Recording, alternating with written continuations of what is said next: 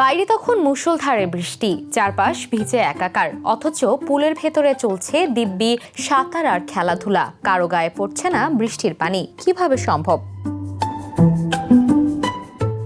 সামাজিক যোগাযোগ মাধ্যমে ছড়িয়ে পড়া একটি ভিডিওতে দেখা গেছে এমনই অভিনব ব্যবস্থা। ভিডিওটি প্রকাশ করেছে তুরস্কের একটি কন্টেন্ট অ্যাকাউন্ট। ভিডিওতে দেখা যায় একটি বাড়ির পেছনের প্যাটিওতে তৈরি করা সুইমিং পুলের উপর স্বচ্ছ প্রত্যাহারযোগ্য একটি কাভার বা এনক্লোজার রয়েছে। সেটি পুলের উপর স্লাইড করে এগিয়ে এসে পানির জায়গাটিকে ঢেকে দেয়।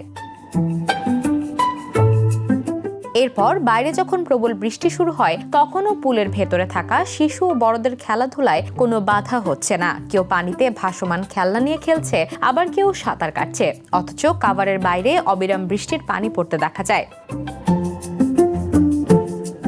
মূলত রিট্রাক্টেবল পুল এনক্লোজার ব্যবস্থার মাধ্যমে আবহাওয়া খারাপ হলেও পুল ব্যবহার করা সম্ভব। প্রয়োজন অনুযায়ী স্বচ্ছ কাভারটি সরিয়ে নেওয়া যায়, আবার বৃষ্টি বা অন্য প্রতিকূল আবহাওয়ায় পুলটি ঢেকেও রাখা যায়।